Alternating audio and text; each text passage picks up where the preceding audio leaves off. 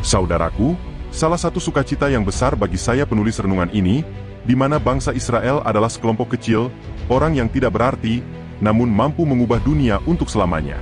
Alkitab berkata, bahwa Allah tidak memilih bangsa Israel karena mereka kuat atau perkasa. Malah, Allah memilih bangsa Israel ketika mereka masih kecil dan lemah, satu bangsa tanpa tanah. Dimulai dengan seorang pria lajang, yaitu Abraham, nenek moyang bangsa Israel, dan sampai Allah akan membangun bangsa Israel yang kuat. Allah akan berjanji, "Aku akan membuat engkau menjadi bangsa yang besar dan memberkatimu. Aku akan membuat namamu masyhur, dan engkau menjadi berkat.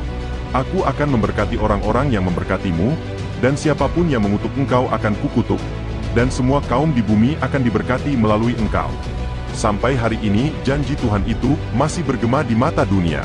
Allah menyebut Israel sebagai umat pilihannya, Ulangan 7 ayat 6. Israel adalah harta kesayangannya. Mazmur 135 ayat 4. Dan bahkan, Allah mengatakan bangsa Israel adalah biji matanya. Zakaria 2 ayat 8. Bangsa Israel dipilih Tuhan, bukan untuk diri mereka sendiri, tetapi menjadi berkat bagi sesama bangsa, selamanya. Rencana Allah bagi Israel melampaui batas wilayah mereka. Salah satu contoh, Perdana Menteri Israel Benyamin Netanyahu berkata, bahwa bangsa Israel sedang memata-matai kamu, setiap orang yang memegang melalui ponselmu dan sampai dimanapun keberadaannya.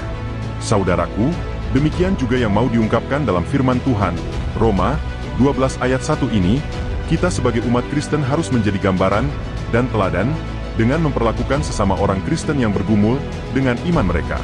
Apakah kita menghakimi mereka? Atau membantu mereka? Apakah kita hanya mengutamakan kenyamanan kita sendiri? Namun Tuhan memakai kita, meluangkan waktu untuk mendukung mereka yang lebih lemah, dalam perjalanan mereka bersama Kristus, dan orang lain yang belum menerima terang di dalam Dia.